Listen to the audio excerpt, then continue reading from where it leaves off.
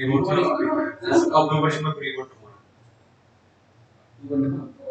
तो अभी से फेमस है प्रीबोर्ड 99.99% मेरी क्लास से बाहर निकल गई है। अब ये टॉपिक करा रहा हूँ एक एक क्वेश्चन को आंसर देखना कैलकुलेशन ओरिएंटेड है करना है। इसके अंदर जितने फॉर्मूलाज हैं किसी स्कूल में नहीं कराए जाते इन टर्म्स ऑफ प्रूफ। मैं आज प्रूफ कराऊंगा तो प्रूफ से चीज ज्यादा अच्छे ढंग से पकड़ में कोई वो क्यों नहीं आ रहा आजकल आदमी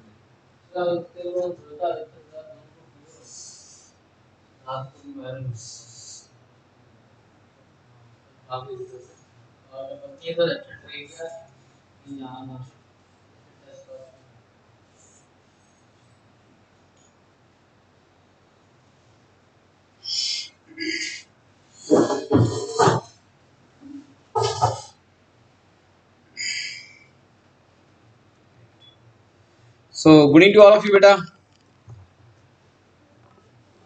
Good evening. Good evening. Good evening.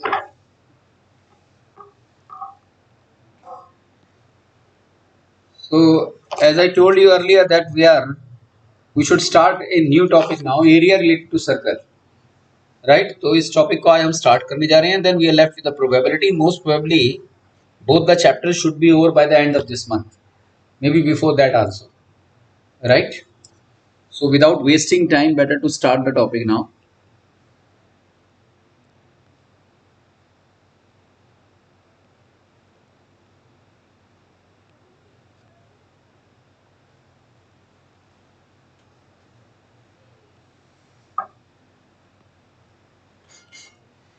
See, in fact, we are studying the circle topic, right? In fact, we will study the circle in the near future, the second term, by the name as a tangent to a circle. And this one is related to the mensuration. Good. 2 दिन आए क्यों नहीं आप? वो आदत है ना, तो ये रोज देखने का.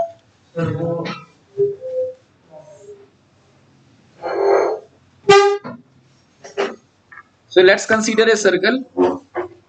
So some important terms associated with the circle. What do you mean by circle? कोई बताएगा? What is circle? Circle किसे कहते हैं? How to define circle? Round shape. Any other? Shagun, I discussed the definition at the 9th level during the phase of circle topic. Circle की नहीं कोई बात नहीं. Circle is defined as the locus of a point. A set of points from a definite distance. तो आपने ऐसे कुछ बताए थे अपने वीडियो सेशन. हाँ. Like मैं हिंदी में बोल दूँ. Yes, you are right. देखो क्या है यहाँ देखिएगा. Let us consider a point P. Now this point should move in such a way that its distance from a fixed point, let the point is O, right, around it in such a way that the distance of P with respect to O remains be the same during the one complete revolution. यहां से चलना शुरू हुआ और चलने के बाद यहीं आके वो खत्म हो गया, राइट, और उसका डिस्टेंस इस पूरे जर्नी के दौरान इस पॉइंट से, इस फिक्स्ड पॉइंट से, राइट, हमेशा सेम रहा. जब पॉइंट पी यहां आया तो मान लिया 3 सेंटीमीटर, यहां आया तो भी 3 सेंटीमीटर, यहां आया तो भी 3 सेंटीमीटर, राइट. तो उस केस के अंदर जो फिगर बनेगी, राइट, उस फिगर का नाम क्या होगा? Circle, right. और ज्योमेट्री में construction of figure is known as locus of a point. This is your bad luck in a sense कि लोकस के ऊपर एक पूरा टॉपिक था 9th में, आज से 10 साल पहले पूरा एक चैप्टर हुआ करता था लोकस. अगर आप कल को आईआईटी की तैयारी करेंगे तो बड़ी दिक्कत आती है बच्चों को. ब्रिलियंट से ब्रिलियंट बच्चे को भी दिक्कत आती है, उनको फिर 9th से स्क्रैच उठाना पड़ता है, राइट. और ये कभी 9th में हुआ करता था.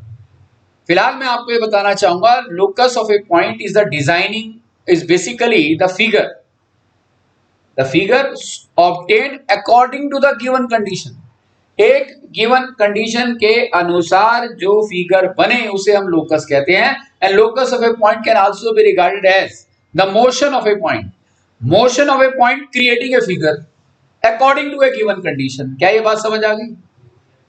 So how to define the circle? Circle is defined as a locus of a point which moves in such a way that its distance from the fixed point remains be the same.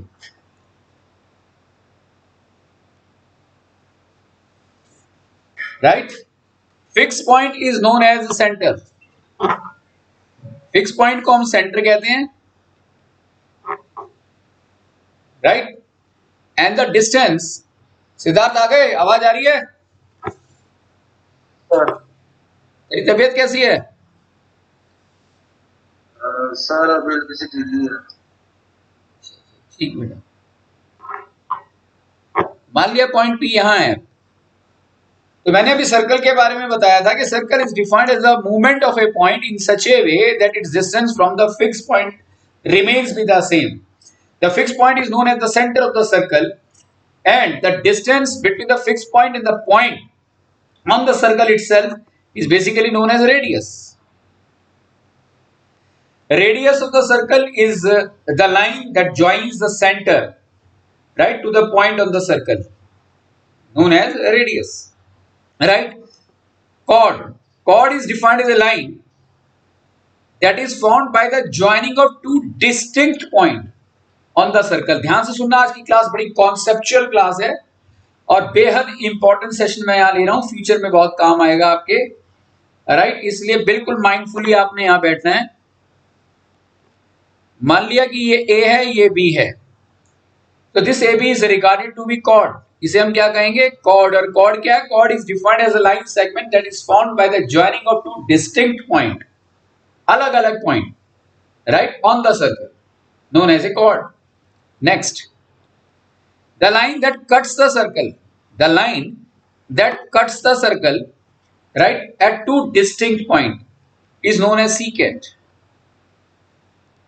So what is the difference between chord and secant? Secant तो extend हो जाएगी, circle के बाहर भी जा सकती है, लेकिन chord यहाँ खत्म हो जाएगा जहां पर सर्कल के दो अलग अलग पॉइंट हैं। Have you understood it? Right? Then a line that touches the circle at one point is known as tangent to the circle. A line that touches the circle at one point is known as tangent to a circle. क्या ये बात clear है? Right? Next, diameter of a circle. The longest chord of a circle is known as diameter. Circle का जो सबसे लंबा cord होगा वो डायमीटर होगा। जैसे आप देखिए, पूरे सर्कल के अंदर अगर हम दो एक्सट्रीमिटीज को, दो अलग अलग सर्कल के जो पॉइंट है पासिंग थ्रू द सेंटर को ज्वाइन करेंगे, तो जो कॉर्ड बनेगा उस कॉर्ड का नाम क्या होगा? That is regarded to be the diameter. Right बेटा? ठीक है। The angle subtended at the centre, arc किसे कहते हैं? Now the next point is arc. The continuous piece of a circle, this one is known as arc of the circle. ये terms अगर clear नहीं है तो चैप्टर बिल्कुल समझ में नहीं आएगा। सर्कल के एक हिस्से को, कंटिन्यूअस पीस को हम आर्क कहते हैं। The angle subtended by this arc eight the centre, right, is known as measure of the circle। देखो मैंने ए बी लिखा है और उसके ऊपर मैंने इस तरीके का कर्व बनाया ना। ये कर्व क्या इंडिकेट कर रहा है? That I am concerned about the arc A B. If this arc A B subtends an angle, if it subtends an angle theta, देखो it subtends an angle theta at the centre, then this is basically the angle subtended at the center by the arc, right? Then reflex angle. Reflex angle is angle AOB, which is basically 360 degree minus theta. this one. Is it clear? This is known as a reflex angle.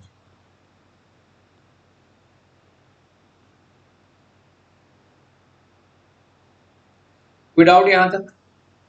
ये terms मैं अलग अलग नहीं लिखवा रहा because we are not suppose to waste our time. इसको मैं यूं भी कह सकता था कि B A is equal to 360 degree minus theta. B A, B से ए तक का पोर्शन, राइट. सो ये कुछ इंपॉर्टेंट टर्म्स थी. इसके बाद एक सर्कल और बनाना पड़ेगा सो दैट अदर कुछ टर्म्स भी हमें क्लियर हो जो इस चैप्टर से रिलेटेड है.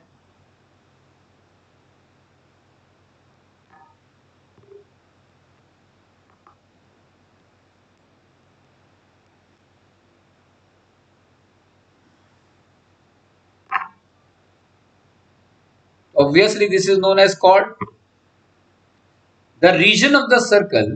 The region of the circle, which is formed by the region of the circle, which is formed by the arc and the chord. Arc and the chord, known as minor segment. जो arc और cord के अंदर का जो हिस्सा है उसे हम क्या कहेंगे? माइनर कहेंगे, राइट. तो अगर मैं ए पी बी बोलूं, ए पी बी, तो ए पी बी क्या है? माइनर सेगमेंट होगा, राइट. और अगर मैं यहां पी डैश डाल दूं तो आप देखो ये जो आर्क है A B, that arc is known as minor arc. और जो आर्क बी ए है, मैं इसकी बात कर रहा हूं, इस बड़े वाले पोर्शन की, इसकी, ये भी तो आर्क है, बड़ी आर्क है, इसीलिए हम क्या कहेंगे इसे? Major arc. The region which is formed by the major arc and the chord itself is known as minor segment. Sorry, major segment. उसे हम क्या कहेंगे? Major segment.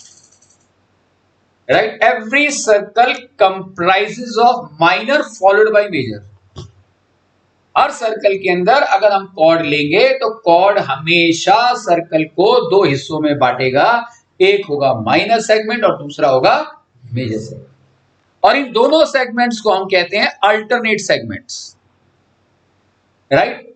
If we are considering both together, in that case they are regarded to be the alternate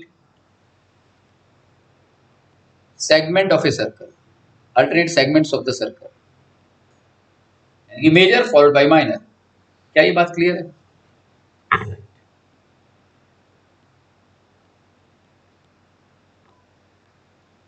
Now this is the center, this happens to be the center, and this point is O, right. So obviously this is angle theta. एक अलग बात है. लेकिन now look upon this particular portion. इस पूरे portion को ध्यान से देखिएगा, मैं इसकी बात कर रहा हूं.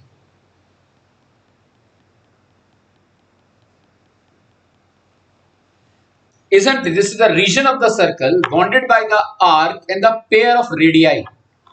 OA रेडियस है, OB भी रेडियस है, तो दो रेडियस, और आर्क के अंदर का हिस्सा जो है that is known as sector of the circle.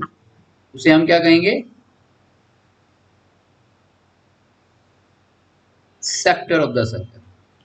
Is it clear? The region which is bonded by the arc and the pair of radii of a circle known as sector of the circle. And this chapter is dedicated to the segment and sector of the circle. Right? इसी के question, इसी के behalf पर question आने वाले हैं, इसी से रिलेटेड फॉर्मूलाज के ऊपर क्वेश्चन आने वाले हैं. I hope this is very much clear to you. तो जितनी भी इंपॉर्टेंट टर्म्स थी मैंने आपके सामने रख दी हैं. ये इनफैक्ट 9th क्लास के सर्कल टॉपिक में ही डिस्कस हो जानी चाहिए. हमने इसे डिस्कस किया था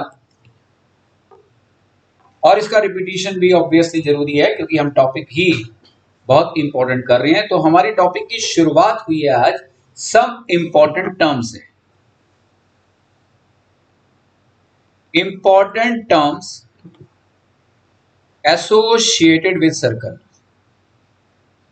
without which it's impossible to understand the content of the topic. Right? अच्छा, अब हम बचपन से ही कुछ और इंपॉर्टेंट फॉर्मूलाज जानते हैं, right? Next important formulas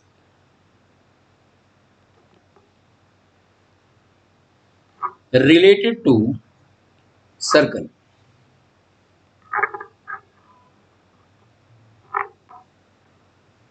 This is a topic of immense amount of writing practice.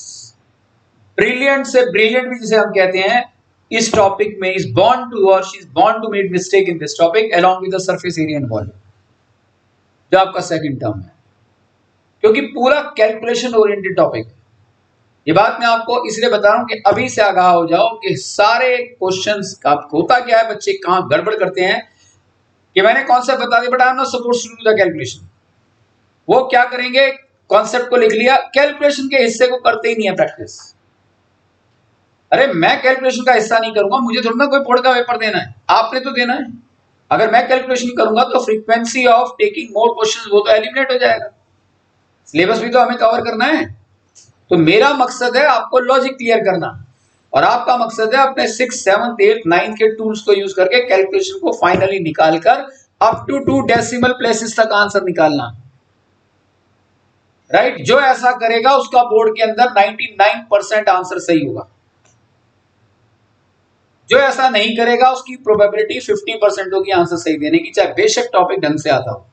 इसलिए पहले ही आगाह कर रहा हूं, ये हर क्वेश्चन का आंसर फाइनल तक निकालना है.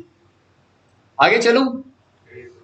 सो पहला इंपॉर्टेंट फॉर्मूला है बेटा जी यहां पर कि एरिया ऑफ द सर्कल, जो आप शुरू से ही जानते हैं, वो है पाई आर स्क्वायर.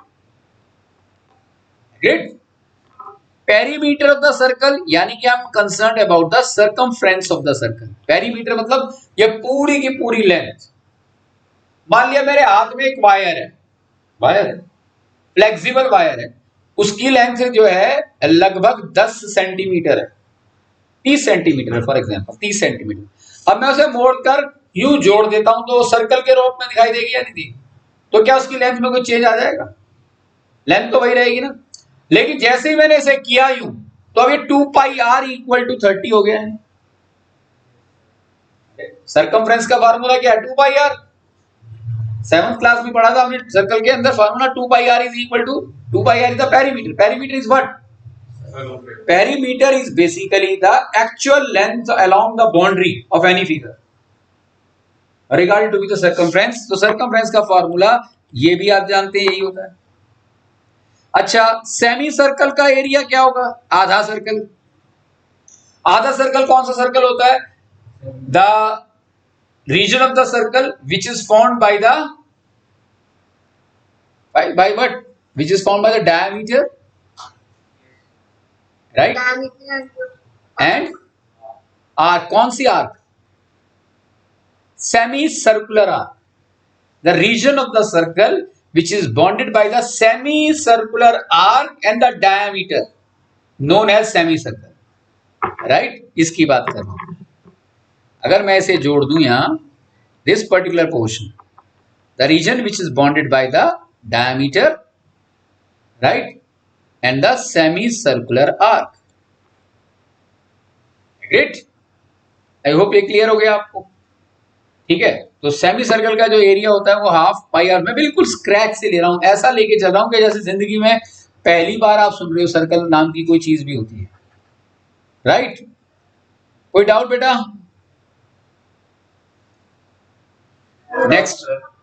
नेक्स्ट मान लिया कि ये डी है मेरे पास, सबके पास होती है ये, राइट? तो इसका रेडियस ये हो गया, इसका रेडियस ये हो गया, सेमी सर्कुलर फॉर्म में तो होती है वो. तो इसका पेरीमीटर क्या होना चाहिए? इसका पेरीमीटर क्या होना चाहिए? आज तो आधा सर्कल है, आधा सर्कल यानी कि सर्कल का पेरीमीटर का हाफ, प्लस में ये वाला रेडियस प्लस ये रेडियस 2r, यानी कि आंसर क्या आ गया? Pi R plus 2r. So this is the perimeter of semicircular arc. Semicircle, in fact. Right, beta? Third, now let's consider a circle.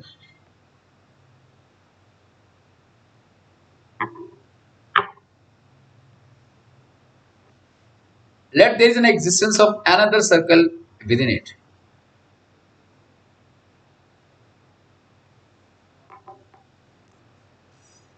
This happens to be the center.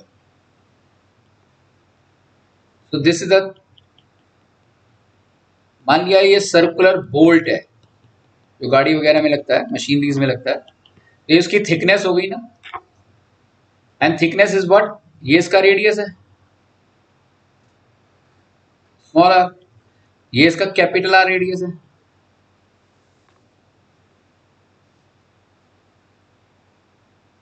क्या ये clear है? यहां तक small are और ये पूरा capital R. This red line is small r, the black line is capital R. Right? So what would be the area of this hollow circle? क्या होना चाहिए? बड़े सर्कल का रेडियस, बड़े सर्कल का एरिया माइनस छोटे सर्कल का area. इस वाले सर्कल का area minus the bigger one is the area of the hollow circle. Clear है ये? Can be written as what? अब पाई कॉमन आ गया. क्या हम इसे ऐसे लिख सकते हैं? I hope this is clear to you, right? अब मान के चलिए आपकी गाड़ी का जो व्हील है आपके हाथ में है, आपने उसे यूं सर्कल कराया. Can you tell me what is the distance moved by the wheel? जिससे पूछूंगा वही जवाब देगा. Distance moved by the wheel in one revolution. क्या होना चाहिए? कौन बताएगा? अपना हाथ खड़ा करो. Distance, हाँ. Sir, the perimeter of the circle. Excellent answer. Distance moved by the wheel. भाई पूरा व्हील जो है सर्कुलर है. अगर वो एक बार पूरा घूम जाएगा, तो उसने जो डिस्टेंस ट्रेवल किया, isn't it that distance must be equal to the perimeter of the circle? यानी कि this is equal to the circumference of the circle. क्या ये बात क्लियर है या नहीं? ये बड़ा लॉजिकल डिस्कशन हम धीरे धीरे बढ़ते जा रहे हैं. Fifth, can you tell me the distance moved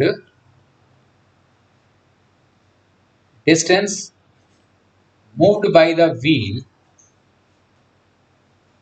ये तो distance moved by the wheel in one revolution, एक बार घूमने,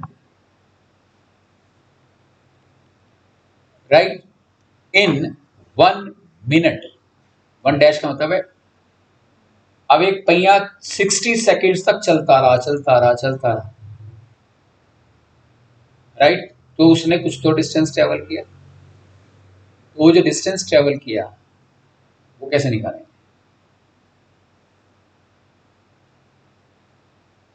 this should be equal to what? Distance moved by the wheel. The circumference of the perimeter of the circle upon 60.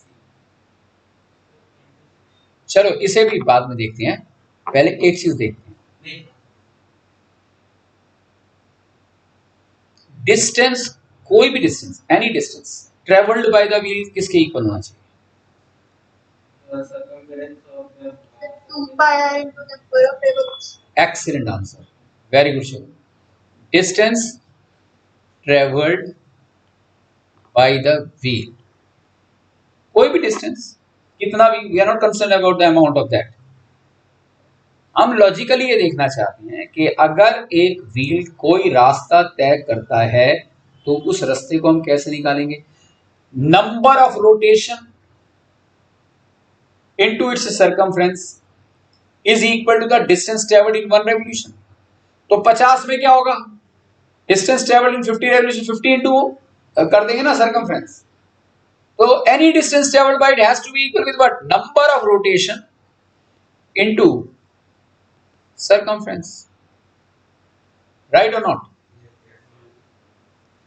So now the distance traveled by the wheel in 1 minute, ये किसके equal होना चाहिए? Number of revolutions taken in 1 minute multiplied by 2 into This should be equal to number of rotation, right, taken by the wheel in 1 minute. नहीं, 1 minute में वो कितनी बार घूमा, multiplied with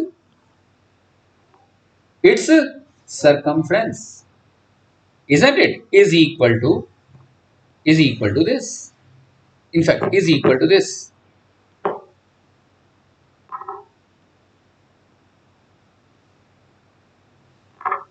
क्या ये बात क्लियर है? एग्रीड? अच्छा, अगर नंबर ऑफ रोटेशंस अगर हमें निकालना होगा इन 1 मिनट, तो फॉर्मूला बन गया नहीं? Is number of rotation in 1 minute is distance traveled in 1 minute, distance traveled by the wheel left side में ना, distance traveled by the wheel in 1 minute divided by 2 pi r, right बेटा?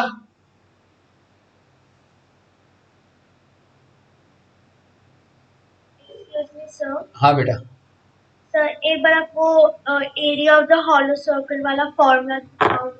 हाँ देखो, sir इसमें हम जब हम hollow circle कहते हैं तो हम किस वाले सर्कल की बात करते हम हैं? उस सर्कल की बात करते हैं जो पेयर ऑफ कंसेंट्रिक सर्कल्स होते हैं having same centre but different radii, and we are now concerned about the thickness. इसे हम कह सकते हैं thickness, area of the thickness, area of the thickness. मान लिया सर्कुलर पार्क है, होता है ना सर्कुलर पार्क, बीच के अंदर फाउंटेन लगा होता है सर्कुलर, और चारों तरफ सर्कुलर पाथ होता है, तो I can regard it as park,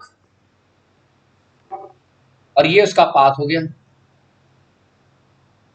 right? तो area of the path is equal to the area of the bigger circle minus area of the smaller circle. Did you get it now? क्या clear है बेटा?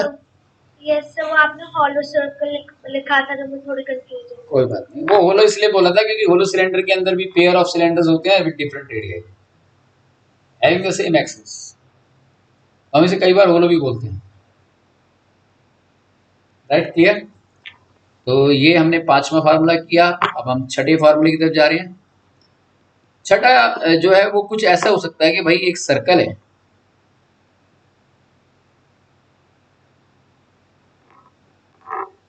और इसी के अंदर एक दूसरा सर्कल है, इसका सेंटर तो ये रहा,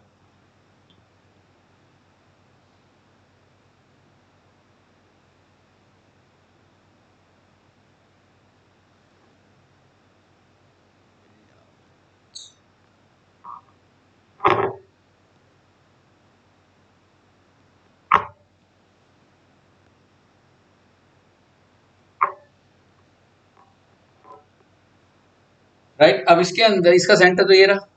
ओहो, गलती कर देता हूँ मैं.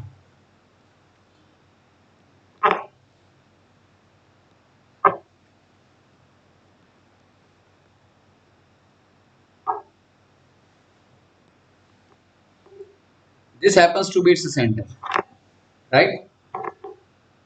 ये एक और सर्कल है जो within the vicinity of the same है, राइट? ये बड़े सर्कल का सेंटर है, ये छोटे सर्कल का सेंटर है, वो डैश. तो बड़े सर्कल का रेडियस कैपिटल आर, छोटे का स्मॉल आर. तो डिस्टेंस बिटवीन देयर सेंटर किसके इक्वल होगा? डिस्टेंस बिटवीन देयर सेंटर बताओ. ओ ओ डैश किसके इक्वल होगा? What should be the distance between their centres? radius of a smaller circle. गलत.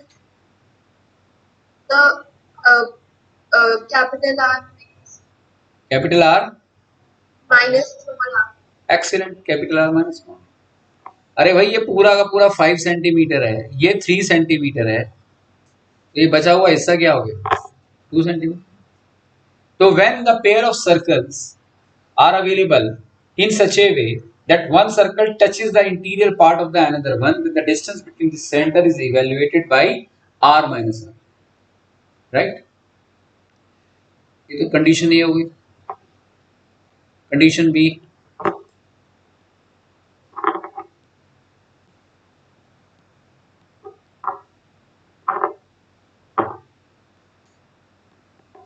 एक और सर्कल है, अब ये सर्कल इस वाले सर्कल को बाहर से टच करना है,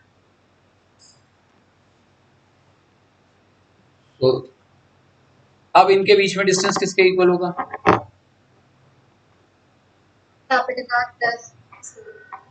कैपिटल आर प्लस स्मॉल. ये सब टूल्स हैं जो काम आएंगे, right?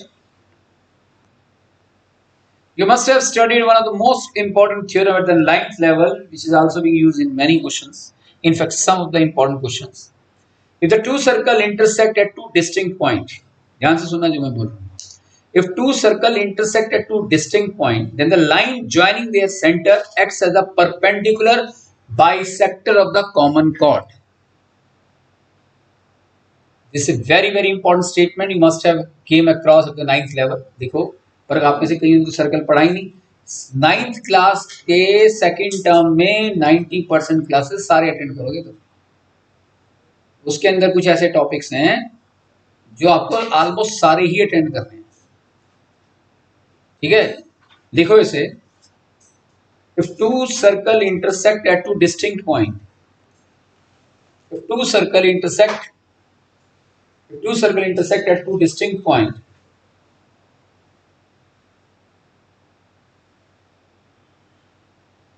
then the line joining their center, then the line joining their centers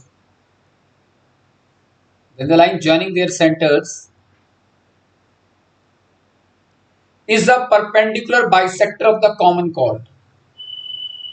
Is the perpendicular bisector of the common chord.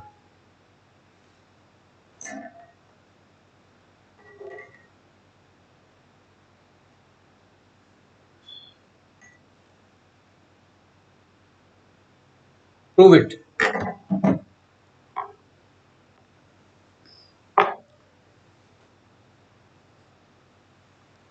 See, this is one circle. Let's consider the existence of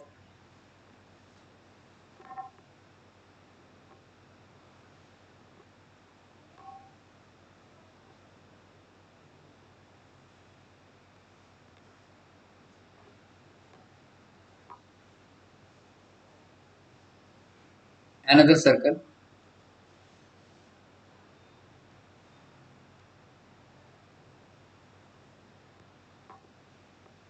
This happens to be the center of this one.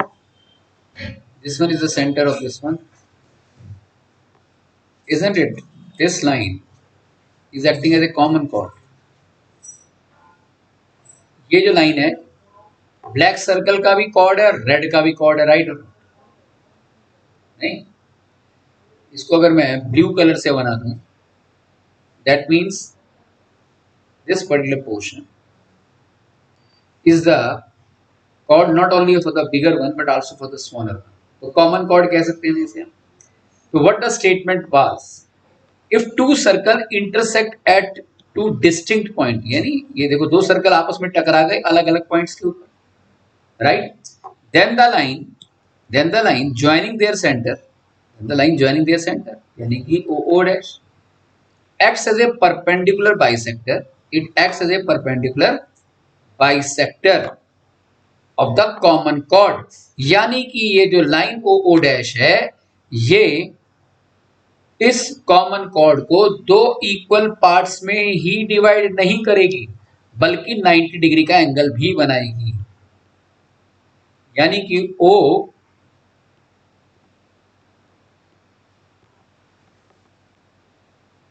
angle OCA must be equal to angle OCB is equal to 90 degree.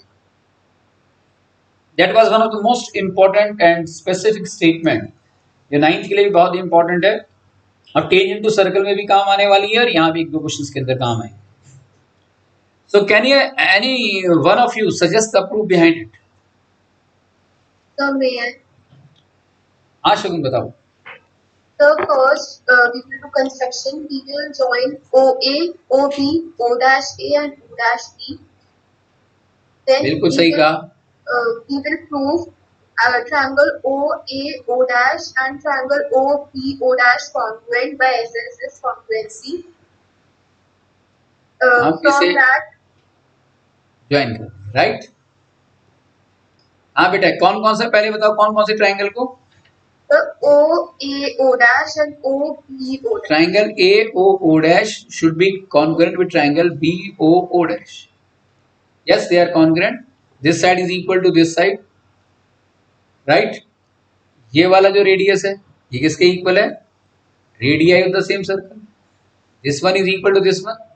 OO dash common chord हो गया, common line होगी, in fact common base हो गया, right. इसलिए triangles by triple S से congruent है, जिसके कारण एडवांटेज क्या हुआ कि एंगल 1 इक्वल टू एंगल 2 आ गया. अब कौन सा ट्राइंगल लेंगे हम? OCB and OCA. अब ट्राइंगल AOC को कॉन्ग्रुएंट ट्राइंगल करेंगे हम BOC से.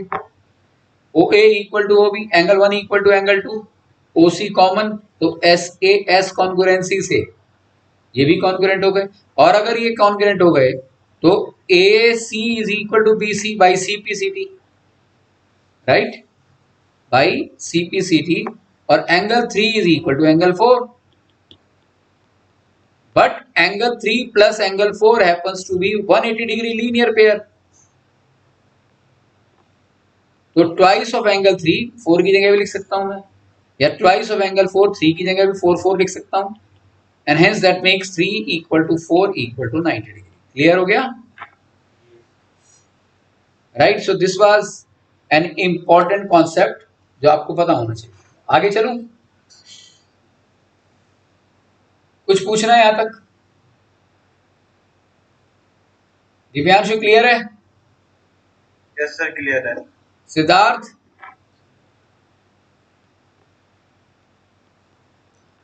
Now the 8th one. अब जो हम करने जा रहे हैं that is the real core reason और the part of this topic. और ये तब समझ में आएगा अगर ये अब तक की क्लास समझ में आ गई, क्योंकि आपको पता होना चाहिए सेक्टर किसे कहते हैं, सेगमेंट किसे कहते हैं, आर्क किसे कहते हैं, एंगल सबटेंडेड द सेंटर कैसे रिप्रेजेंट करते हैं. सब क्लियर है? So let's move further now.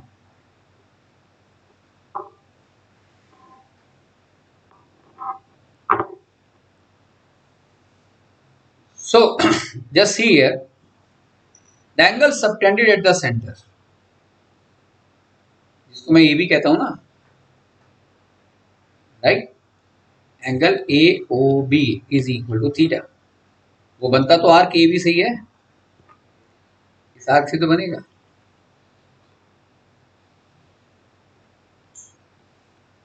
This angle theta, right. This arc AB creates an angle theta at the center. अगर मैं AB की लेंथ को बढ़ाता जाऊं, यानी कि आर्क लेंथ को इंक्रीज करता जाऊं, तो एंगल डिक्रीज होगा या इंक्रीज होगा सेंटर पर? अरे मैं आर्क लेंथ को बढ़ाता जाऊंगा तो सेंटर पर एंगल बढ़ रहा है घट रहा है? बढ़ेगा. यानी कि the arc length is directly proportional to the angle subtended at the centre theta. This is an important concept. अब जो हम फॉर्मूला करने जा रहे हैं, पहला फॉर्मूला है आर्क लेंथ का, कि किसी भी सर्कल के अंदर मुझे जानना है कि भाई ये कितने सेंटीमीटर मिलीमीटर मीटर की है, तो कोई फॉर्मूला होना चाहिए. क्या है वो फॉर्मूला? किसने कर रखा है ये topic? Anybody who did it in the school level, at the school level? ठीक है. तो क्या Start लास्ट थीटा और 360 into 2 हाँ क्या बेटा, क्या दोबारा बोलो? Sir, theta upon 360 into 2 pi r. Anyway it's a good try, लेकिन वो आंसर नहीं है। देखिए, आर्क लेंथ जो कि हम सिंबॉलिकली कैपिटल एल से रिप्रेजेंट करते हैं is equal to pi are theta by 180 degree. ये पहला मेजर इंपॉर्टेंट फॉर्मूला है जो आपको टिप्स पर होना चाहिए। अगर सर्कल का रेडियस मुझे मालूम है, ये एंगल जो उसने बना रखा है 30 डिग्री 45 डिग्री जो भी एंगल है वो मालूम है, और उसको मैं 180 से डिवाइड करूंगा तो मुझे arc length in certain units आ जाएगी। Now the question arises what should be the evidence behind it, कि भाई इसके पीछे क्या रीजन है, अगर ये फार्मूला ऐसा है तो क्यों है। मैंने आपको पहले ही कहा था कि 99% स्कूलों में डिस्कस नहीं होगा, हम जरूर करेंगे। अगर ये फार्मूला ऐसा है तो क्यों है। एक काम करते हैं, हम डायमीटर क्रिएट करते हैं। मेरा क्वेश्चन है, क्या ये ए डैश बी डैश जो डायमीटर है ये आर्क है या नहीं है। ये ए डैश बी डैश अपने आप में एक आर्क है या नहीं, मैं इसकी बात कर रहा हूं, इस पूरे के पूरे। यस सर है। इसे कौन सी आर्क कहते हैं। सेमी-सर्कुलर। एक्सीलेंट, याद रखना, इसे हम कौन सी कहते हैं, सेमी सर्कुलर आर्क। बताया नहीं था सेमी सर्कल किसे कहते हैं। Semi circle is the reason bounded by the arc and the chord, that is the diameter of the circle, right? The longest chord is known as diameter. तो मेरा question आपसे ये है कि जब आपने मुझे ये बता दिया कि भाई A dash B dash semi circular arc है, तो ये जो सेमी सर्कुलर आर्क है सेंटर के ऊपर कितने डिग्री का एंगल बनाती होगी। इस सेंटर पे कितने डिग्री एंगल है, कितना, 180। Excellent, 180 degree. अरे ये वाला एंगल 180 डिग्री का है नहीं है, angle subtended on a straight line at its centre, about its centre is 180 degree. Semi circle की अगर हम बात कर रहे हैं, क्लियर है ये बात भी, राइट। नाउ ध्यान से सुनिएगा जो मैं बोल रहा हूं।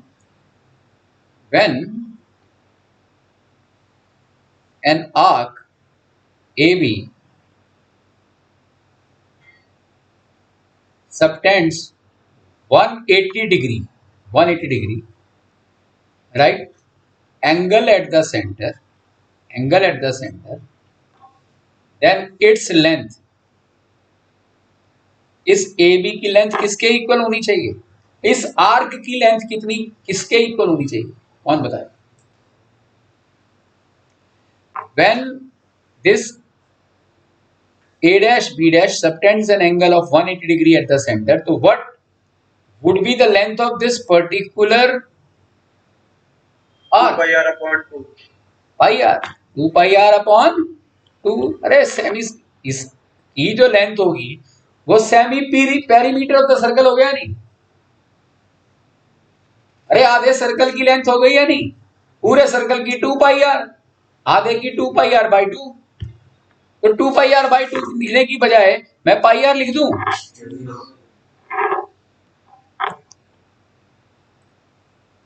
राइट। तो जब ये आर्क सेंटर पर 180 डिग्री का एंगल बनाएगी तो उसकी लेंथ किसके इक्वल होगी, semi circular arc, the length of the semi circular arc. अब जब यही आर्क सबटेंड ओनली 1 डिग्री, सिर्फ 1 डिग्री एट द सेंटर, तो इसकी लेंथ किसके इक्वल होनी चाहिए, पाई आर डिवाइडेड बाई 180।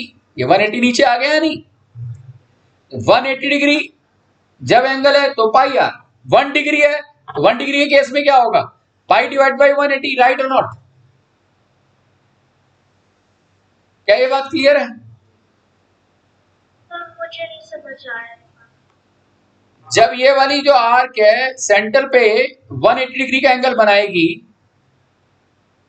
तो जब यही आर्क सिर्फ 1 डिग्री का एंगल बनाएगी, ओनली 1 डिग्री, यानी कि इतनी छोटी आर्क हो गई कि 1 डिग्री का ही एंगल बना रही है, तब उस केस में उसकी लेंथ किसके इक्वल होनी चाहिए, पाई आर डिवाइडेड बाई 180।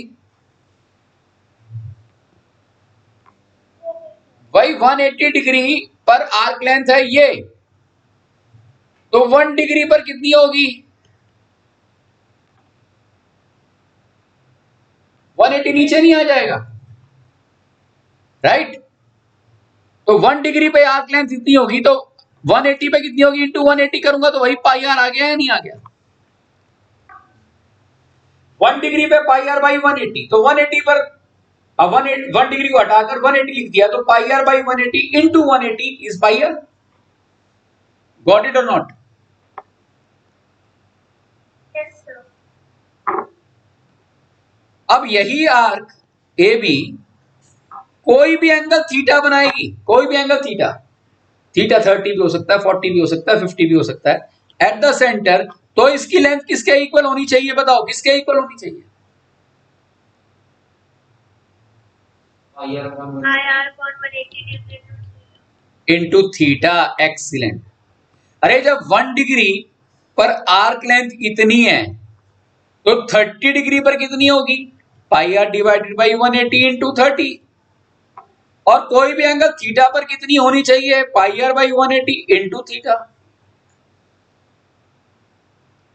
तो यानी कि अगर एंगल थीटा है तो आर्क लेंथ का फॉर्मूला ये आ गया, नहीं? This is equal to L, यही तो लिखवाया मैंने। So have you understood the concept behind this arc length? Yes, sir. कि what is the cause behind this formula? ये फॉर्मूला क्यों आया, मैंने उसको लॉजिकली क्लियर कर दिया आपके सामने। तो पहला कॉन्सेप्ट था arc length, which always happens to be pi r theta divided by 180।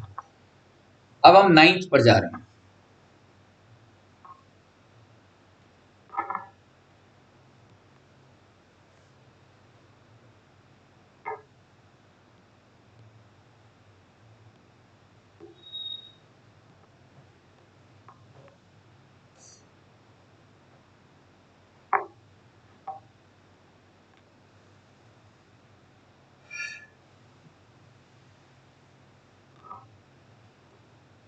This is A, this is B, this is arc AB,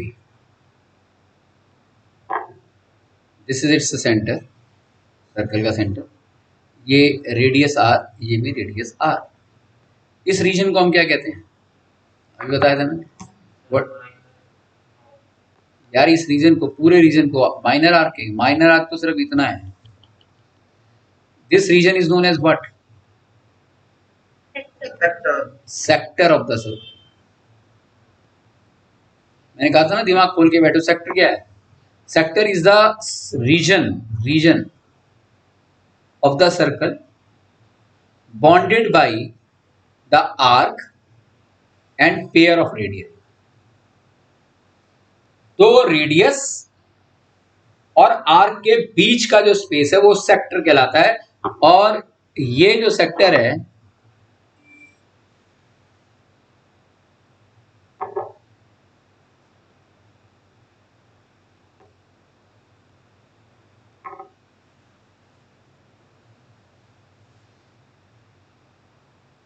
मान लिया ये एंगल थीटा बना रहा है centre, right? Now my question is to you, जब ये arc, right, ये भी तो रेडियस है, ओ बी डैश भी रेडियस है, ओ ए डैश भी रेडियस है, राइट और नॉट? तो ये जो पोर्शन है, ये पूरा का पूरा पोर्शन भी क्या हो गया? सेक्टर हो गया है नहीं? सेक्टर भी है और सेगमेंट भी है। सेगमेंट नहीं कहलाएंगे ना, सेगमेंट तो दो होते हैं, मेजर और minor. It is neither major nor minor, right? तो ये सेक्टर कहलाएगा। जो सेमी सर्कुलर आर्क और पेयर ऑफ रेडियाई यानी कि डायमीटर से बना। मेरा क्वेश्चन ये है कि ये जो सेक्टर है, ये सेंटर पर कितने डिग्री का एंगल बना रहा है? 180. 180 तो इस सेक्टर का एरिया क्या है बताओ? इस ए डैश टी बी डैश, इस सेक्टर का क्या एरिया होना चाहिए? अरे ये सेमी सर्कल नहीं है। Pi are square upon 2 circle का पाई आर स्क्वायर, आधे सर्कल का पाई आर स्क्वायर अपॉन। क्या ये बात क्लियर है? यानी कि मैं इसकी बात कर रहा हूं, इस पूरे स्पेस की बात कर रहा हूं।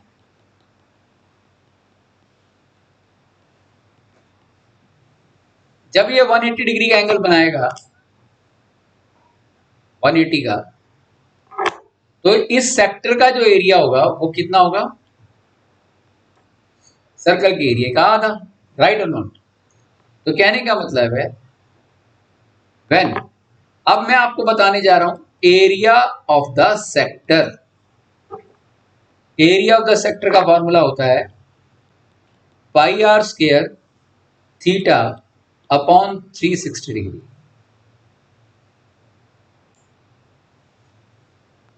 क्या ये बात क्लियर है बेटा?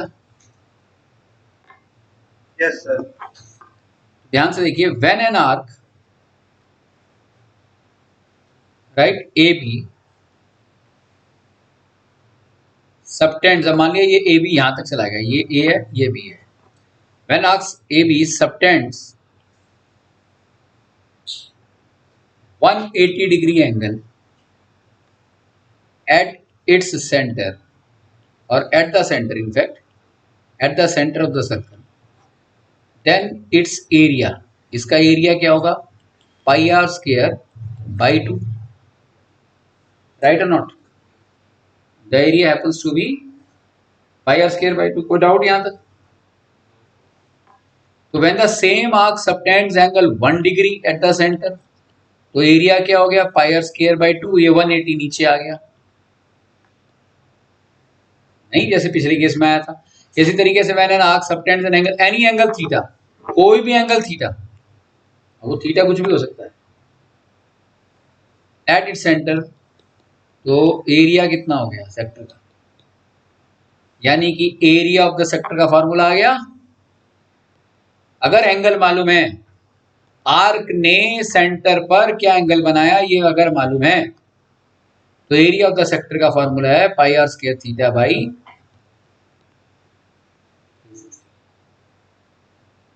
Is it clear?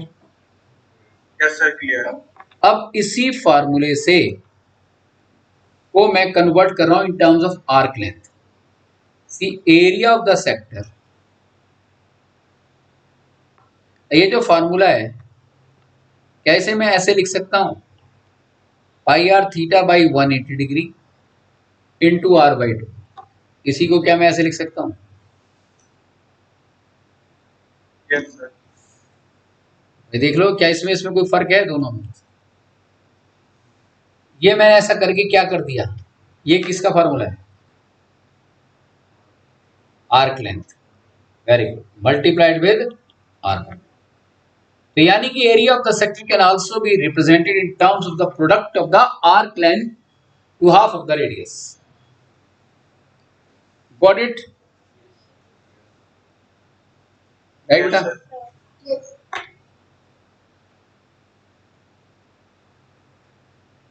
I think everything is very much clear to you. Now we are moving towards the most important phase of today's session, area of the segment. The next is, ये कौन सा है? 9th 10th।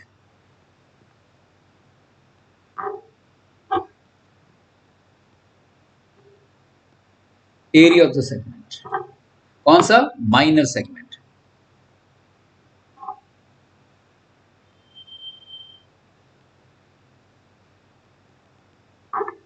ये है ना circle, जो cord और arc के अंदर का रीजन है उसे हम कहते हैं minor segment. Clear?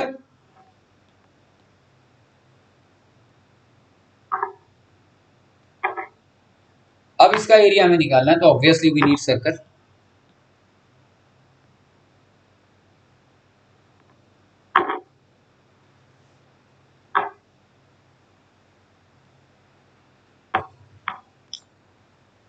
Now in this circle, let this is A, this is B, right? The center of the same.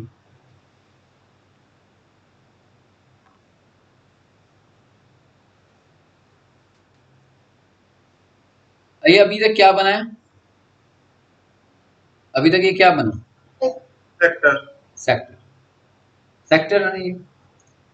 और अपने को एरिया किसका निकालना है?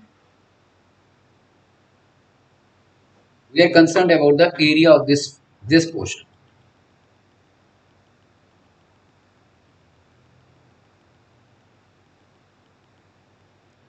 आई एम इंटरेस्टेड फॉर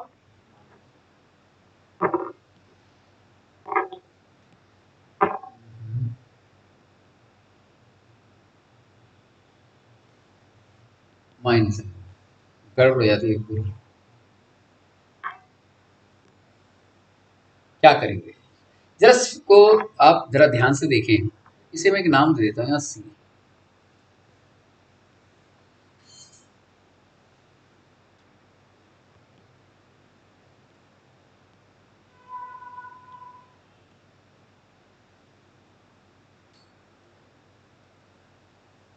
तो इसे आप अगर ध्यान से देखें यहाँ, isn't it area of the segment ACB is equal to किसके इक्वल होगा? Area of the sector OACB नहीं,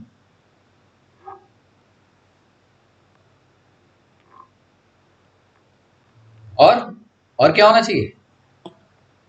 area of the sector OACB। इसका एरिया अगर निकालना है तो क्या होगा?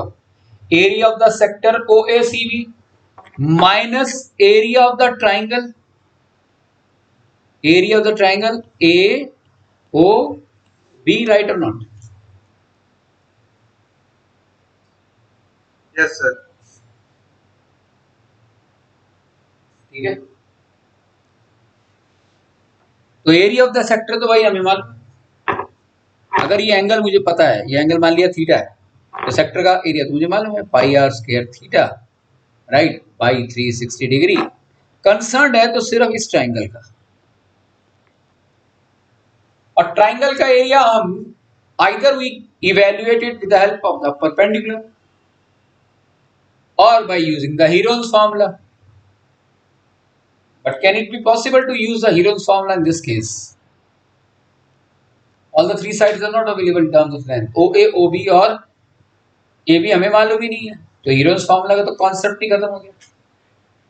और दूसरी बड़ी प्रॉब्लम क्या है इसमें कि अपने पास हाइट भी नहीं है ट्राइंगल की, क्योंकि ट्राइंगल का एरिया निकलता है half into base into height, right. तो अब मैं देखो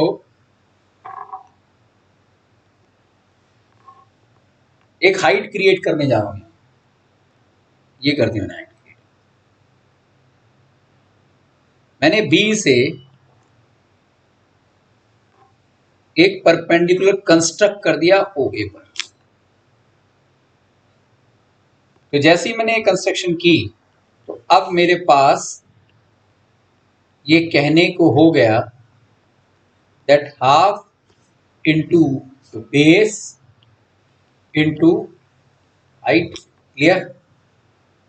half into base OA into height BD, right. Now तो again question arises, do I have the length BD? Height क्या मुझे मालूम है, और ये 90 डिग्री का एंगल है। अब जरा इस ट्राइंगल को मैंने बड़ा कर दिया, जरा ध्यान से देखो। Now look at the triangle BDO। BDO, OB happens to be the radius। OB radius है नहीं सर्कल का। Can't I use trigonometry? Can't I use, देखो this is the beauty of trigonometry. The trigonometry will help me to find out the length BD।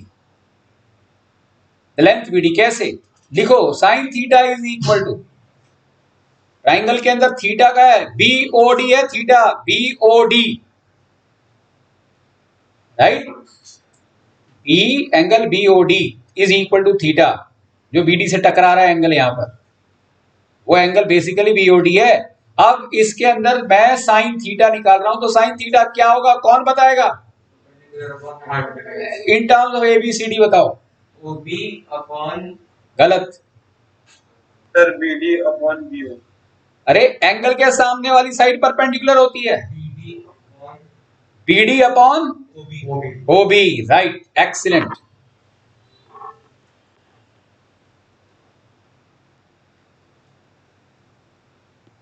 ठीक है, तो BD क्या होगा हमारा? यहां पर अगर आप ध्यान से देखें, sine theta is equal to BD upon OB, यानी कि BD किसके इक्वल हो गया? R sine theta. अरे अगर सर्कल का रेडियस तो हमें मालूम होता है, और अगर एंगल भी मालूम है, तो लेंथ BD आ गई या नहीं आ गई? हाइट मिल गई या नहीं मिल गई? And hence pi are square theta by 360 degree area of segment ACB हमें चाहिए। लेकिन हम पहले कौन सा निकाल रहे हैं? क्लियर है ना बेटा? यहां तक एरिया ऑफ द सेगमेंट भी लिखना जरूरी है। Minor segment is this minus, यानी कि ये माइनस हाफ इंटू OA तो रेडियस है, और BD हम निकाल चुके हैं as R sine theta.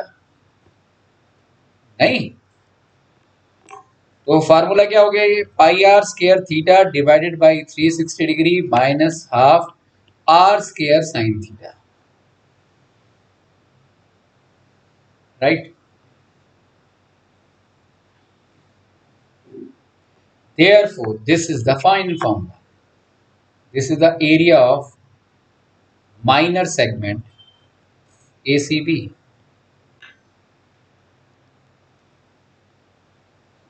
Right or not, beta? Clear?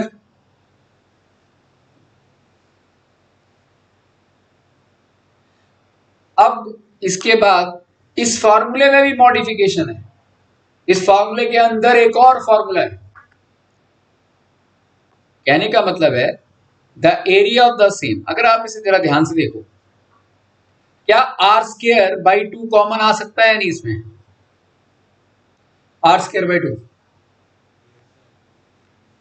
तो पाई थीटा अपॉन 180, तो ये हो गया पाई R square theta divide by 360 degree, minus 2 तो ऑलरेडी बाहर है, R स्क्वायर बाहर है, into sine theta. Same formula हम ऐसे भी लिख सकते हैं या नहीं? ये सब याद होना चाहिए आपको। अब इसमें एक फॉर्मूला और ऐड कर रहा हूं। हो सकता है कि यहां तक 10 में से कोई 2 स्कूल करा भी दें, लेकिन जो अब मैं लिखने जा रहा हूं वो 1000 में से कोई एक स्कूल भी शायद कराएगा। This is equal to 2 sine, और कराएगा तो बहुत ही एप्रिशिएबल है अगर कराया। यानी कि साइन थीटा को भी हम ऐसे लिख सकते हैं। If you definitely will appear for NTSC examination, तो वहां पर ये फॉर्मूला बहुत काम आता है। और ये जो फॉर्मूला है ये आया है 11th क्लास से। 11th क्लास में आप एक फॉर्मूला पढ़ेंगे कि sine 2 theta is 2 sine theta into cos theta. कैसे आया ये 11th में करेंगे। क्या मैं अब यहां देखो एंगल ट्वाइस है, तो यहां आधा हो गया ना एंगल, लेकिन अगर एंगल थीटा है तो यहां क्या हो जाएगा? थीटा बाई 2, यहां भी थीटा बाई 2, राइट और नॉट? तो यानी कि ये जो साइन थीटा है, ये साइन थीटा मैंने ऐसे रिप्लेस कर दिया, तो ये एक मॉडिफाइड फॉर्म आ गई, राइट, इस फॉर्मूले की। लेकिन आप लोगों के दिमाग में तो ये बात आनी चाहिए कि सर अगर स्कूल में नहीं कराया तो ठीक नहीं कराया। आप तो बात 11th क्लास की कर रहे हैं। 11th का तो सिलेबस हमारा अभी तक टच ही नहीं हुआ, ना हो सकता भी। तो अगर नहीं कराया तो उसके पीछे कोई रीजन सही है अपनी जगह। नहीं, हम इसे 10th के कॉन्सेप्ट से भी कर सकते हैं। आर यू इंटरेस्टेड कि मैं इसका प्रूफ 10th से बताऊं? कोई नहीं पूछने वाला ना कोई बताने वाला. Should I tell you? Yes. Yes, sir. Yes, sir. क्योंकि interest is the key factor. ये नहीं लगना चाहिए कि आप बोर हो रहे हैं. समझ में आ रहा है ना? हम बहुत ही इंपॉर्टेंट क्रिटिकल पार्ट कर रहे हैं. अब इसी फार्मूले को मैंने जो यहां लिखा है, मैं इस फिगर में क्रिएट करता हूं.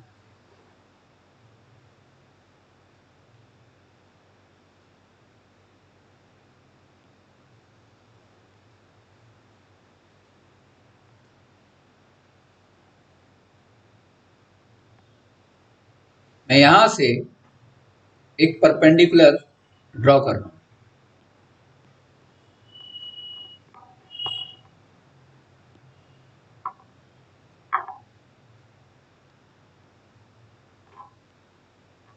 Let this perpendicular is known as. बेटा समझ में आ रहा है ना ये आपको यहाँ? Yes, sir. आ रहा है. Yes, sir.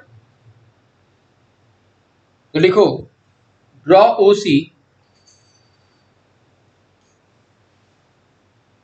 नहीं OC नहीं, OE ले लो. D तो ले चुके हैं ना.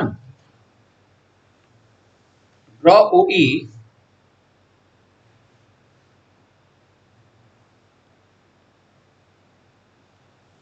Perpendicular to AB. यानी कि एक नया परपेंडिकुलर ले लिया मैंने. ये देखो नया परपेंडिकुलर.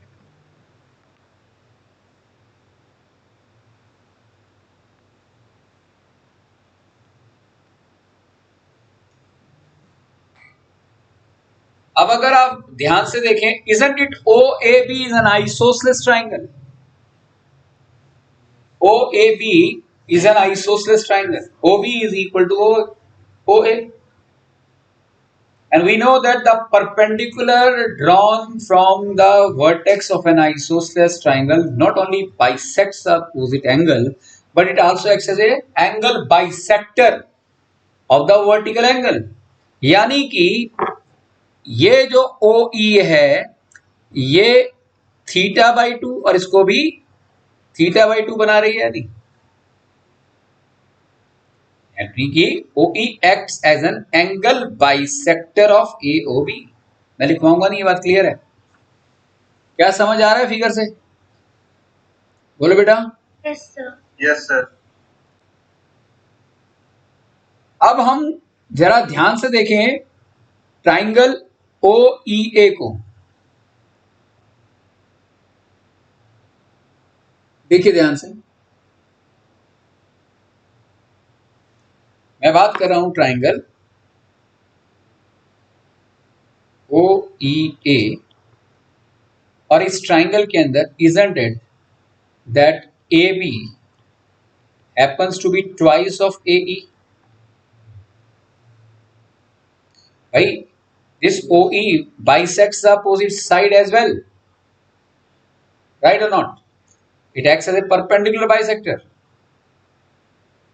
9th क्लास में कॉन्करेंसी में कर लीजिए. ये बात क्लियर है? Yes, sir. Yes. तो OE 3 काम कर रही है. अभी फिलहाल तो याद रखो OE 3 काम कर रही है. एक तो वर्टिकल एंगल को 2 पार्ट्स में डिवाइड कर रही है, अपोजिट एंगल को 2 पार्ट्स में, अपोजिट साइड को 2 इक्वल पार्ट्स में डिवाइड कर रही है, राइट, और 90 डिग्री का एंगल बना रही है. ऐसा करने से हमारे पास एक राइट एंगल ट्राइंगल OEA एक राइट एंगल ट्राइंगल मिल गया या नहीं मिल गया? तो इस OEA के अंदर एंगल, ये राइट एंगल ट्राइंगल है, ये एंगल थीटा है, तो साइन θ/2 कह सकता हूं या नहीं मैं से, राइट? तो साइन θ/2 किसके इक्वल होगा? ये AE divide by radius R, right बेटा? तो AE की किसके इक्वल आ गया? R इंटू साइन θ/2, राइट और नॉट? इसी तरीके से cos θ/2 क्या होगा? यह ना cos θ/2 बेस अपॉन हाइपोटेन्यूज. क्योंकि साइन थीटा था परपेंडिकुलर अपॉन हाइपोटेन्यूज, अब होगा बेस है OE डिवाइड बाय हाइपोटेन्यूज, तो OE किसके इक्वल आया, R cos थीटा बाई 2। भाई क्लियर या नहीं? Yes, sir.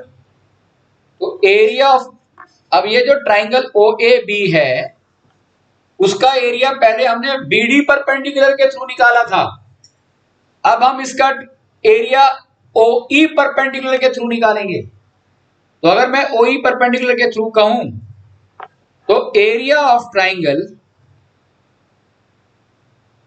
OAB किसके इक्वल होगा, हाफ इंटू बेस है AB इंटू हाइट OE,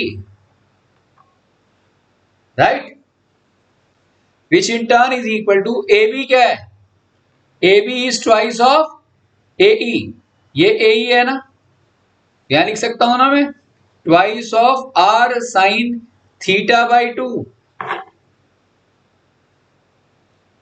और OE की जगह लिख सकता हूं मैं R cos थीटा बाई 2, 2 से 2 कैंसल, R और R मल्टीप्लाई होकर क्या हो गया, R square sine theta by 2 cos theta by 2, आ गया या नहीं वही फार्मूला। ये area of the triangle, right, area of the triangle AOB आ गया ना, यहां पर this one R sine square theta by 2, right बेटा। Yes, sir. Yes.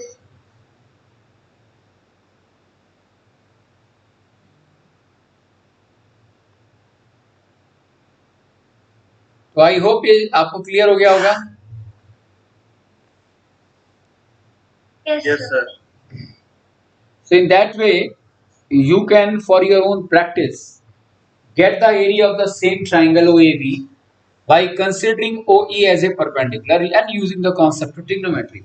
So this will also help you to use to apply the trigonometry, right? अभी trigonometry के ऊपर syllabus खत्म होने के बाद मैं जो क्वेश्चन लेने वाला हूं वो बहुत ही क्लास क्वेश्चंस हैं, वो हमारे सिलेबस में नहीं है, लेकिन उसको लेने से आपकी 11th की ट्रिग्नोमेट्री आसान हो जाएगी, और हम कॉम्प्लीमेंट्री एंगल्स के कॉन्सेप्ट को भी कवर करेंगे और proving the identities in terms of elimination of T ratios भी कवर करेंगे, राइट। तो ये तो बात हो गई बेटा जी area of minor segment ACB। Area of major segment क्या होगा, ये है ना सारा मेजर सेगमेंट, ये पूरा का पूरा मेजर सेगमेंट,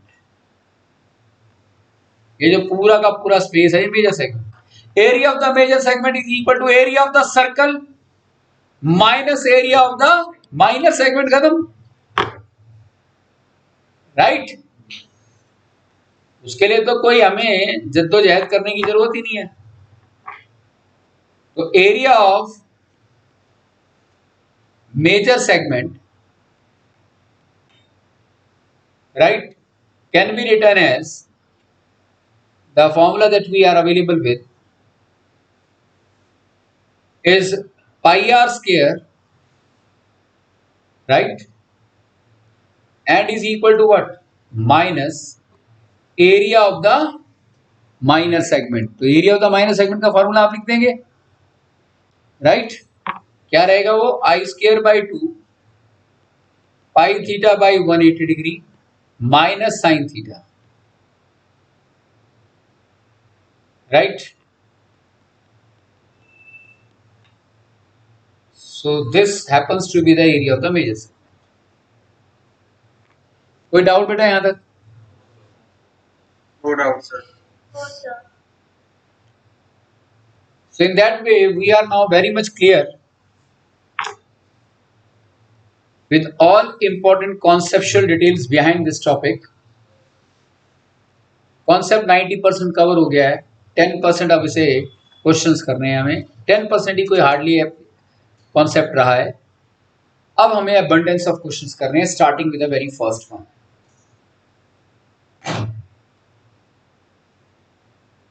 कपिल वो डीपीपी जो है, DPP-1 वो क्या इसमें आ सकता है अभी? DPP-1 जो आज की क्लास हुई है ना, वो वही के वही क्लास नोट्स भेज देंगे। अभी क्लास नोट्स भी नहीं भेजने, बल्कि DPP-1 भेजने हैं खाली। तो DPP-1 मेरे को दिखा, यहाँ पर दिखा दे, या मुझे दे दे फिलहाल, बाद में अपलोड कर आपको बता दो कौन सा, एक सेकंड में बताता हूँ। DPP-1 MIQ-1, हाँ। तो मैंने तुझे कहा था कि यही वाला चाहिए फिर आज।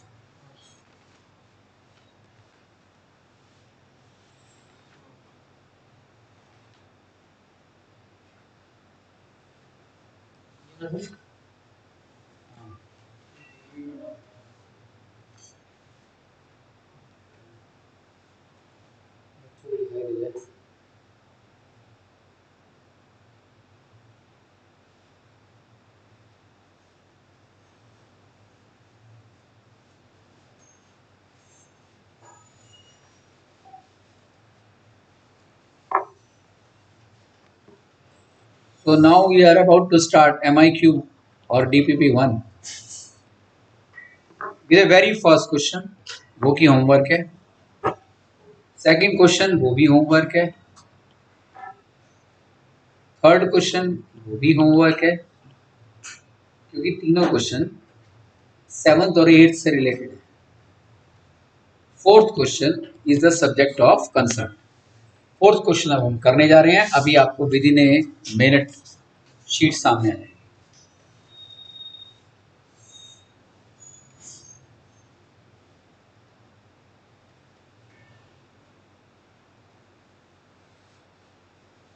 Excuse me sir. हाँ, सर एक बार आप दोबारा होमवर्क क्वेश्चन बता दोगे 1 2 3 के अलावा? 1 2 3 क्वेश्चन होमवर्क है बेटा। सिर्फ वही क्वेश्चन होमवर्क है? हाँ, वो पहले 3 क्वेश्चन आप खुद देख लो, अभी ये होमवर्क होने चाहिए या नहीं, okay. Right? The first two questions belongs to the 7th class. The third question is 7th to 8th class. Switch on to the fourth one.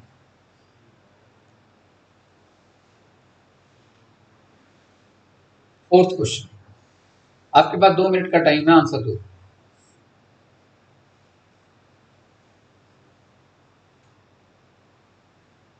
Kapil, Kapil,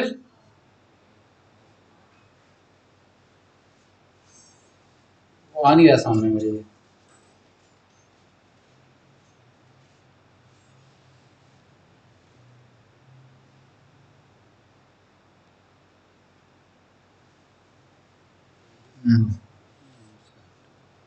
sir DPP notes है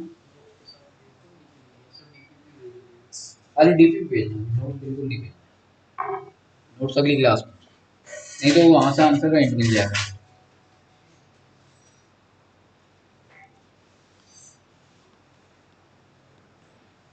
सर 154 स्क्वायर सेंटीमीटर स्क्वायर।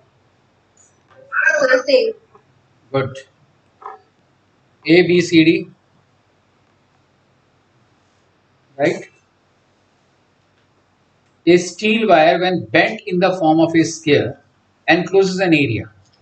अब wire को आपने अब square की form में convert किया है, तो स्केयर का एरिया तो हमें पता क्या होता है 121। तो साइड कितनी आ गई 11, राइट?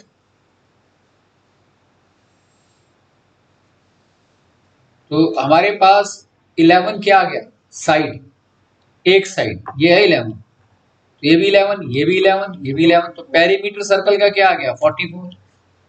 पेरीमीटर मतलब 2 पाई आर सर्कल का, तो रेडियस आ गया, पाई की वैल्यू 22/7, तो 44 is equal to 2 into 22/7 into r. 22 को ये कैंसिल हो गया, ये और ये कैंसिल हो गया, आर आ गया 7, राइट? तो सर्कल का एरिया क्या होता है पाई आर स्क्वायर, खत्म। ठीक है ना?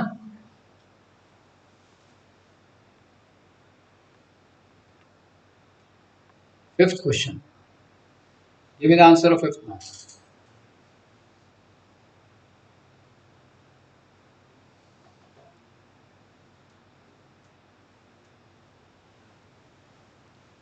Only 1 minute. You have only 1 minute.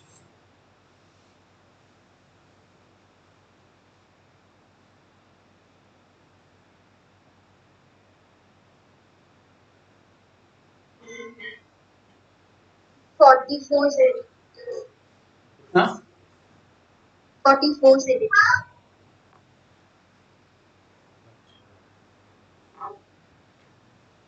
Question number 5.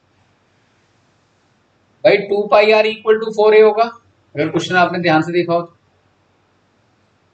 Right और not? Circumference is equal to the perimeter, तो 2 into 22/7 into 28 is equal to 4a. अब इसे सॉल्व कर दो, आंसर आएगा. Question number 6.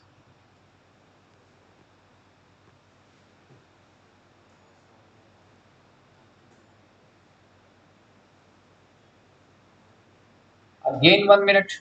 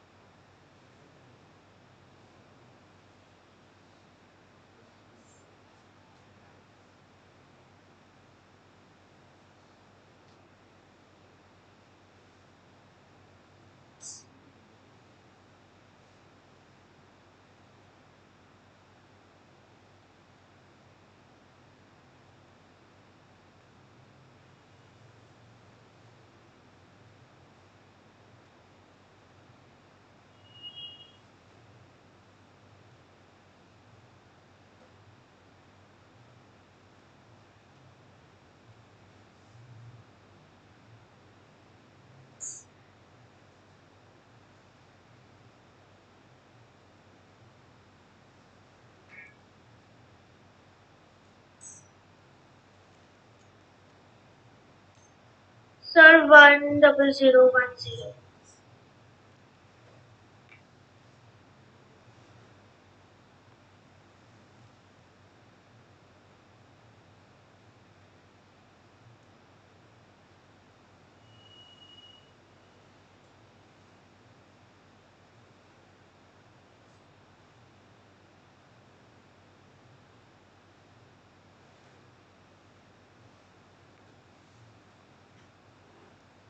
So this happens to be equal to total cost कैसे निकलेगी? बताया था ना, pi are square minus pi are square into 20. Now solve it, you'll get the answer. तो 22/7 तो कॉमन आ गया, r square minus r square, right? कर लोगे इसे?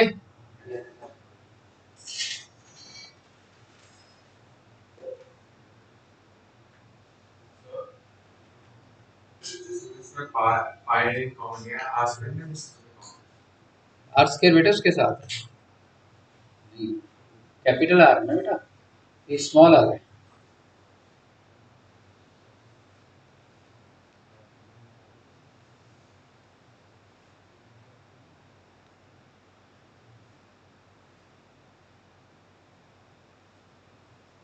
क्वेश्चन नंबर 7 देखो, क्वेश्चन नंबर 8, क्वेश्चन नंबर 9, 7, 8, 9, 12, 13, 14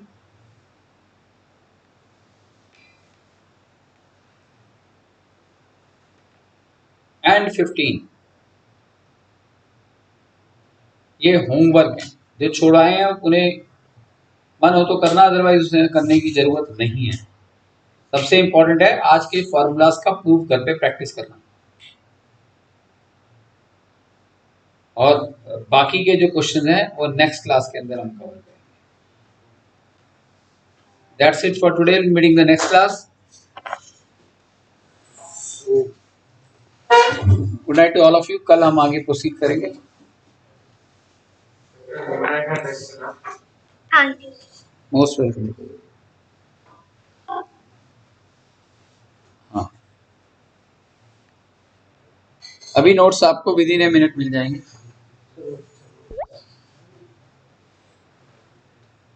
हाँ?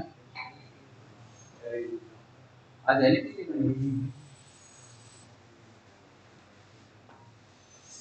6:15 सर।